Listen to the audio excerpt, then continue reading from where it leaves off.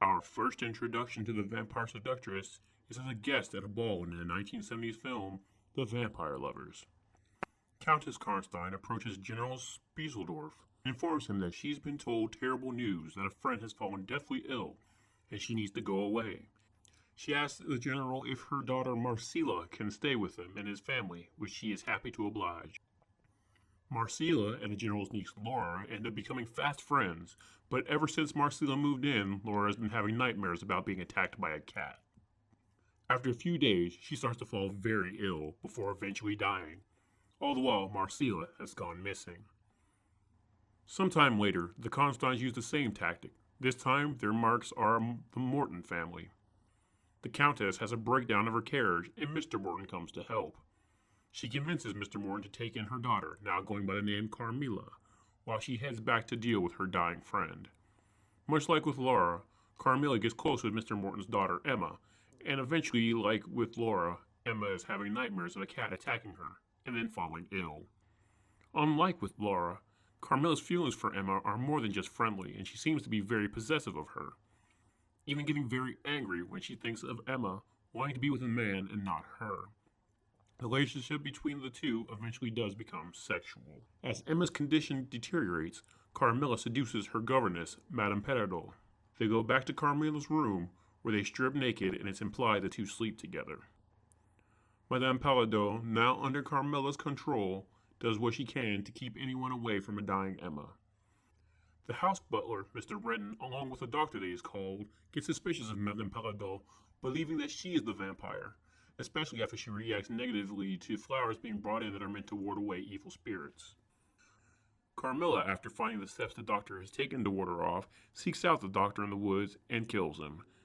This is the first time in the movie that we actually see Carmilla fang out and bite someone, as her previous kills you only see her hands or her shadow before the camera cuts away to screams. The next day, Mr. Morton heads off to find the doctor. He is stopped by General Spieseldorf, who, along with a vampire hunter named Baron Hartog and Laura's fiancé Carl, explain that vampires are real and that they're heading to Karnstein Castle. On the way, Baron Hartog explains how he dug up the Karnsteins and drove a stake through all their hearts except for one, because his sister was killed by a vampire, and one with a hypnotic pair of boobs tried to kill him. He then points out a painting of the one he missed, whose name is Mircalla. The two with the Baron recognize her as the girl they allowed to stay at their home, and Carl hurriedly heads back to the Morton's house to go after the woman who killed his love. Back at the Morton home, Carmilla tries to convince Mr. Redden to remove the flowers in Emma's room. Redden tells her he can't because Madame Perrault is a vampire.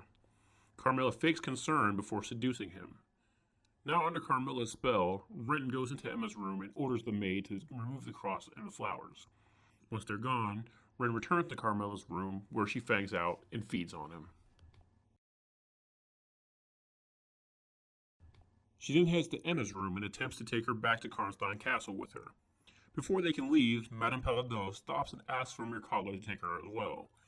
Mircalla instead feeds on Madame Perrault, killing her. Just then, Carl comes in. Mircalla attempts to bite him, but he wards her off with the cross on his knife and she disappears. Back at Karnstein Castle, the Baron and the General, along with some townspeople, see Mircalla head back. They follow her to her coffin and take it to the chapel, where the Baron allows the General to put a stake through Mircalla's heart and cut off her head before returning the body to its grave. 40 years have gone by at the start of the 1971 film Lust for a Vampire. A young girl is picking flowers in the woods when a carriage stops. Whomever is in the carriage says something to her and she gets in. She then sees something and screams. Post-opening credits, we see a man and a woman in a cloak. They open a coffin with a skeleton and slit the young girl's throat and fill a chalice with her blood. The man in the cloak does a chant, then pours the blood onto the skeleton, and after a drawn-out transformation sequence, a blonde woman sits up. Back at the village, a villager warns an author, Richard Lagrange, about the Karnsteins and to stay away from the castle. He does not take the warning seriously and instead decides to head to the castle, where he finds signs of a sacrifice. While there, he's met with a bunch of young girls. He cowers, thinking they're vampires, but they're just girls playing a prank from a local all-girls school. One of the teachers, Giles, invites Richard back to the school. Once back there, Richard seems to have eyes for one of the teachers, Janet Playfair. Just then, Countess Karnstein arrives, now going by the name Countess Harrison.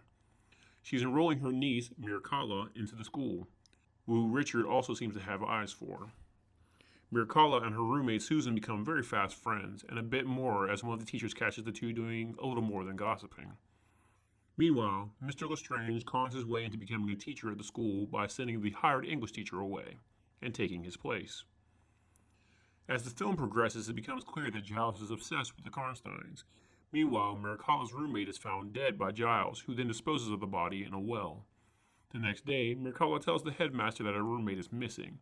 The headmaster of the school wants to cover it up, as she can't afford a scandal, but Miss Playfair reluctantly goes along with it, even though she wants to tell the authorities. Giles brings the girls back to Karnstein Castle, where he shows the girls the Karnstein graves. As he's telling the history, he realizes that Mircalla is an anagram for the other female members of the family. He asks Mircalla to meet her back there later. That night, he confronts her and tells her he knows all about her and wants to be her servant. She bites him and walks away, leaving him to die in the woods. The next day, Giles' body is found.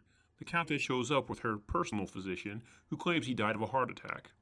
Miss Playfair later confesses to Mr. Lagrange what she believes is going on, and he agrees to think about going to the police with her.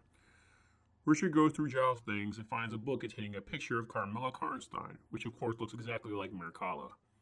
He then goes to check Giles' body and finds the bite marks on his neck. The next day in class, he tells Mircalla to meet him that night because he's gone through Giles' things and he has something to tell her. That night, Richard again professes his love for Mircalla, but asks her to tell him the truth. She admits to being a Karnstein, but tells a story that she's not a vampire, but just has a strong family resemblance, and they changed their name to not be associated with what happened in the past. He asks her to prove that she's not a vampire by having sex with him without killing him, which is one heck of a test if you ask me.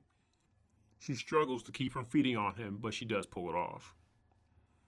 When he gets back to his room, Miss Playfair is waiting for him.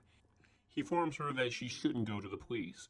She storms off in disappointment and tells the police anyway, who investigates the cover-up. Countess Harrison is informed, and they take care of the police investigator by dumping him in the same well Susan's body was in. Later that night, Miss Playfair confronts Richard, confessing her feelings for him and explaining to him how it's probably not a coincidence that everyone Mircalla gets close to dies, which Mircalla overhears as she was on her way to see Richard, with the two now officially being a couple. When Miss Playfair gets back to the school, Mircalla is waiting for her and hypnotizes her. Janet snaps out of it when Mircalla opens her dress and Janet has a cross under it, most likely saving her life. Richard, being bothered by what Janet said to him earlier, heads to the school to confront Mircalla, who at the time is in the middle of feeding on one of the girls and doesn't respond to him. As he angrily storms off, thinking she's cheating on him, he sees an angry mob heading to the Karnstein castle. They explain they're going to dig them up and destroy their bodies as they overhear the father of Susan and the doctor talking about bite marks on her body, much to the dismay of Richard, who wants Mircalla spared. Mircalla arrives back at the castle just as the angry mob arrives, and her and her family head back into the castle. The mob sets the castle on fire, which doesn't bother the vampires as they can't be killed by fire. Richard then goes in to save Mircalla, but when he does, the Count hypnotizes her, resulting in her losing control and attempting to bite him. He pushes her away when she does, and when she tries to get up, a wood beam falls from the ceiling and impales her through the heart. The film ends with Richard is rescued from the fire and goes off with Miss Playfair. Our last encounter with Mircalla is a brief appearance in the 1971 film Twins of Evil. A new Count Karnstein resides in the castle, who is feuding with the Puritans of the town, who have a reputation for burning women at the stake as witches. Once again, we're in a situation where a random blonde woman is to be sacrificed, but this time it's just for the Count's entertainment. He stops the sacrifice before the woman can be harmed and yells at everyone that they're all just fake evil and not real evil like his ancestors. He then sacrifices the woman himself, calling to the devil. The sacrifice happens on a tomb. The woman's blood drips down onto the body in the tomb, resulting in the spirit of Mircalla to appear and confront the Count. Mircalla explains that she was sent to Count Karnstein by the devil. The two have incestuous sex before she tells him to look in the mirror to see himself for the last time. She then bites and turns him. We never see Mircalla again after this. So that's the three incarnations of Mircalla. The first played by the legendary Ingrid Pitt, the second version played by the very busty Yutte Stensgaard, and the last played by the more girl-next-door looking Katya Wyeth. Let me know in the comments which one you preferred.